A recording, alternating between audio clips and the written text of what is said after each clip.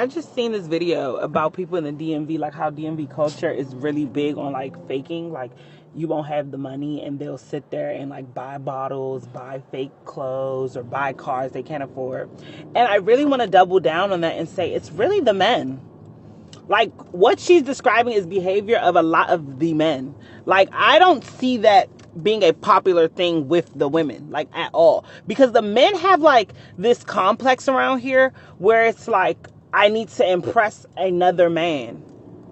Like I'm in competition with men. Like I'm not doing this for the women. I'm not doing it for the love of the game. I'm doing this for the men. And you can take that how you will.